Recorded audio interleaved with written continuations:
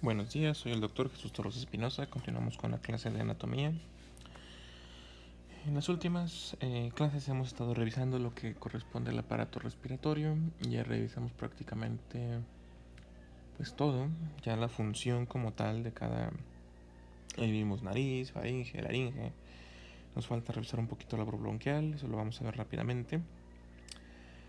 Además vimos las pleuras y los pulmones. Ahora, hace falta revisar otro apartado. Es un músculo que funciona como accesorio y viene a servirnos como el cierre del tórax. En este caso vamos a hablar de lo que es el diafragma. El diafragma no es más que una gruesa capa muscular que se encuentra adherida a la base de los pulmones a través de los pliegues pleurales y además por los ligamentos de fijación de las pleuras y los ligamentos de fijación del pericardio.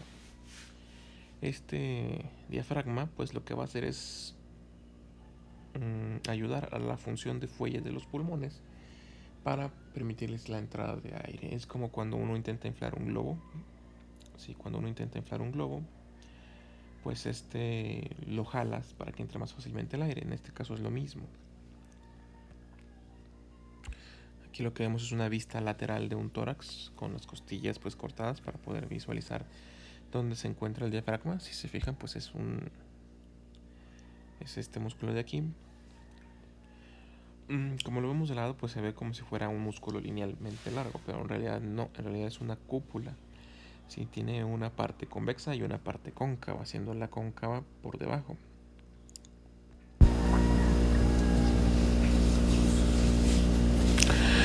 Ahora el diafragma va a ser un músculo plano y delgado. En la imagen lo podemos ver en el apartado anaranjado, ese es el diafragma y esa es la forma que tiene. Es un músculo plano y delgado, ancho, ¿sí? O sea, fue una fuerte cantidad de fibras musculares. Forma un tabique entre el tórax y el abdomen, ¿sí? Tiene forma de cúpula con su convexidad superior y concavidad inferior.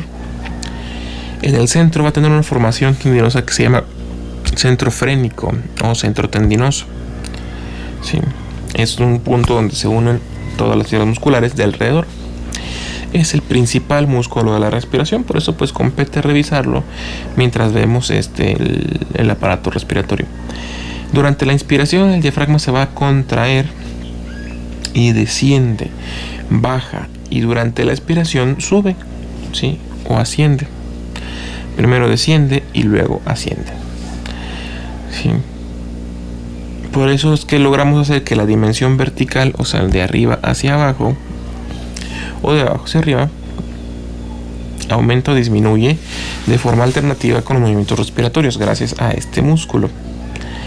Ahora el saco pericardio del corazón, el saco pericárdico, recuerden que es una bolsa fibrosa que contiene el corazón y lo envuelve, y a la vez también está relacionado con los medios de fijación de este último. Va a estar apoyado directamente sobre la porción central del diafragma y ahí se forma una depresión o depresión cardíaca. Es un lugar, un hueco que se hace ahí para poder acomodar el corazón. Además el pericardio pues tiene unos ligamentos que son los ligamentos frenopericárdicos que van a fijarlo directamente al diafragma para que se mueva con los movimientos respiratorios.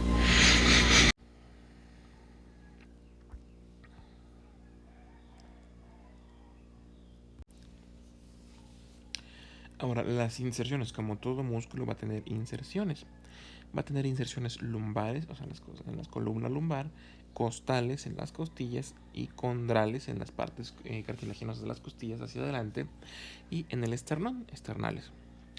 Todas estas fibras van a converger en el centro tendinoso, pero este centro tendinoso nos separa el diafragma en dos cúpulas, una cúpula derecha y una cúpula izquierda o bóvedas, ¿sí? Y a su vez el centro tendinoso, por delante del diafragma también de este centro tendinoso, tenemos orificios o forámenes y hiatos, ¿sí? En su porción lumbar se va a originar a partir de esas vértebras lumbares dos pilares musculotendinosos en los que se distinguen los pilares principales del diafragma, así se llaman pilares principales del diafragma, que son los pilares anteriores del diafragma, ¿sí? Y algunos accesorios que se llaman pilares laterales del diafragma. Aquí en la imagen vemos una imagen posterior, ¿sí?, que nos permite precisamente aquí en morado ver los pilares, tanto izquierdo y derecho, que son los pilares principales. ¿Sí? En la línea media de esta columna vertebral va a haber un pilar derecho que se va a insertar en la cara anterior de las últimas 3 vértebras lumbares. Esto es importante, donde se inserta en las primeras 3 vértebras lumbares, ¿sí?, y los discos intervertebrales que corresponden. El pilar izquierdo es menos largo, va a descender mucho menos, entonces se va a insertar en las primeras 2 vértebras lumbares.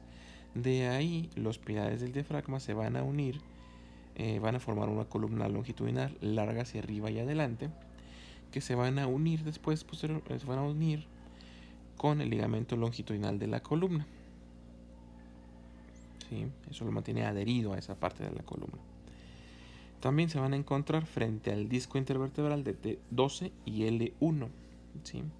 En ese lugar, a esa altura, en el lugar entre la vértebra T12 y la primera lumbar, se van a unir por un ligamento. Este ligamento es el ligamento arqueado mediano. Se llama arqueado porque tiene forma de arco, obviamente, y a la vez pues mediano porque está localizado en medio, a la mitad.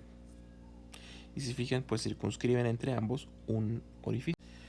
Ahora, la extremidad superior de cada pilar va a lanzar fibras musculares, las cuales se van a dividir en mediales, laterales y medianas. Las mediales forman el hiato aórtico, ese orificio que acabamos de ver, circunscrito también por el ligamento arqueado. Este hiato aórtico pues le permite el paso a la aorta de tórax a abdomen. También van a haber fibras laterales que se van a pegar a los pilares accesorios y los refuerzan, y fibras medianas que se van a disponer alrededor de los hiatos aórticos y el esofágico también. Entonces los pilares principales nos van a formar algo similar a una especie de 8. Detrás aquí está el ligamento, la aorta, por delante estaría el esófago. ¿Sí?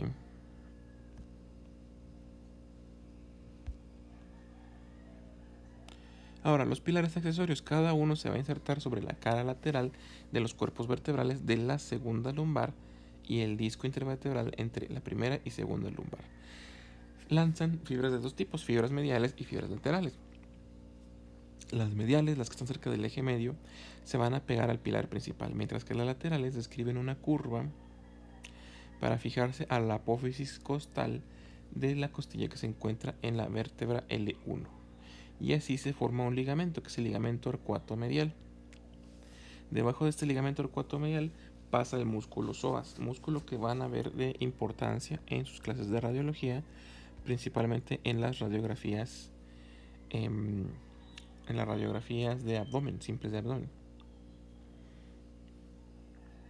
Sí, entonces por ejemplo aquí vemos, signo de flecha, el ligamento arcuato medial, que va a servirnos para que por arriba, por debajo de él, pase el músculo psoas mayor, aquí arriba en azul más fuerte. ¿Sí?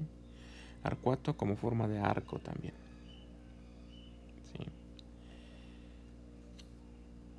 A su lado pues vemos otro ligamento parecido, que es el ligamento arcuato lateral, que le sirve de paso o como si fuera una especie de cinturón al músculo cuadrado lumbar.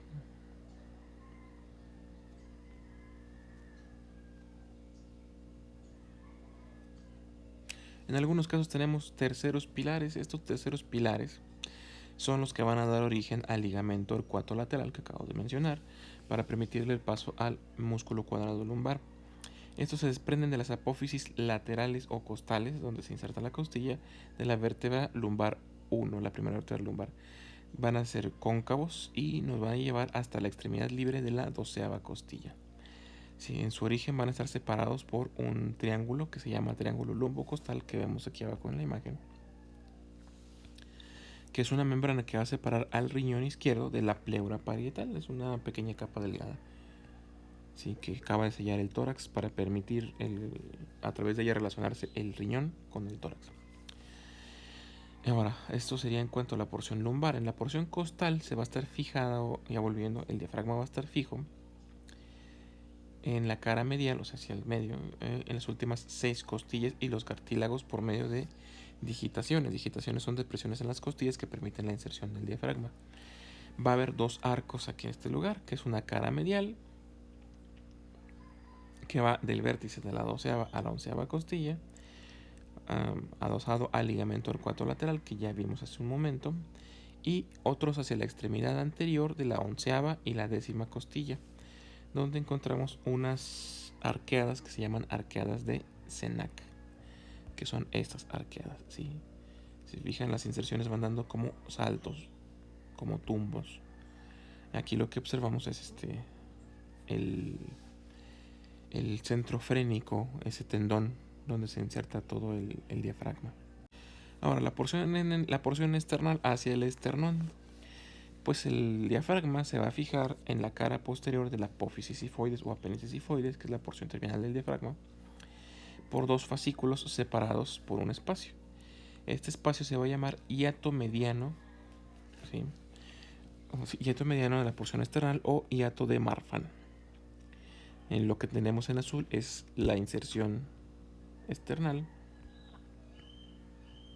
¿sí? Mientras tanto se forman dos espacios, dos hiatos, que van a ser el hiato esternocostal de Larrey o el hiato mediano de Marfan, ¿sí? Que pues separan las inserciones externales que acabamos de decir. El centro tendinoso dice en su libro que tiene forma como de trébol de 3 hojas. También se le pueden llamar foliolos. Se van a llamar anterior, lateral derecho y lateral izquierdo, ¿sí?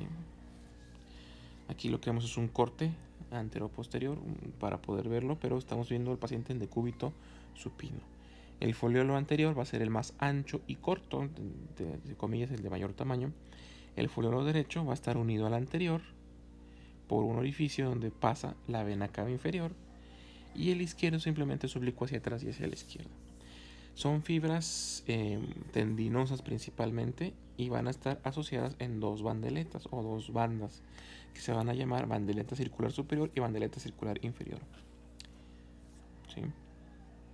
Una de ellas pues permite el paso para la vena cava inferior, que es este que estamos viendo aquí.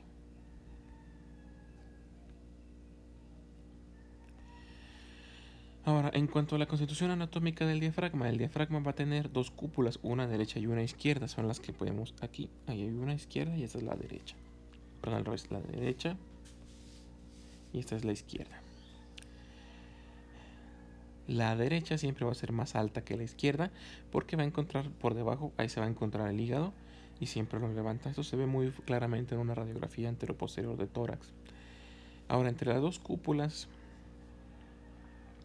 vamos a encontrar el centro tendinoso, que va a estar en relación directa con el pericardio, ¿sí? Aquí en medio, este sería el centro tendinoso, como ya lo vimos. Va a estar perforado por múltiples orificios o hiatos y forámenes que sirven para dar paso a elementos que van del tórax al abdomen o viceversa, que van del abdomen al tórax. Los tres orificios principales son para permitirle el paso a elementos como la vena cava inferior, la aorta y el esófago, aunque tiene también algunos forámenes u orificios accesorios que le permiten el paso a otros elementos. El foramen de la vena cava inferior se va a encontrar situado entre la unión del foliolo anterior y el foliolo lateral derecho, ¿sí? Va a dar paso, como dije, a la vena cava inferior y a una ramita que va a ser de una rama del nervio frénico derecho. Las imágenes pues lo vemos marcado de azul también.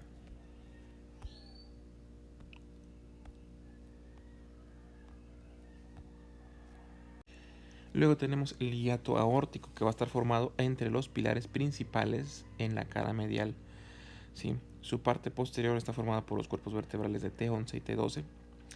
Por delante, en la parte alta, tenemos el ligamento torcuato mediano, que va a dar la forma anterior, ¿sí? Y la aorta pues no va a perforar el diafragma, por así decirlo. La aorta, al perforar el diafragma, como va a estar entre las fibras musculares de los pilares, que son músculos gruesos y potentes, se altera un tanto el flujo sanguíneo por la aorta cada vez que respiramos, ¿sí? Ahora, por este orificio, por este hiato aórtico, va a pasar tanto la aorta, el conducto torácico, que viene a ser un conducto grueso que permite el paso de la linfa, que corresponde al sistema linfático, y en algunos casos las venas ácigos y semiácigos. Por delante de este hiato aórtico tenemos al hiato esofágico, que es completamente muscular.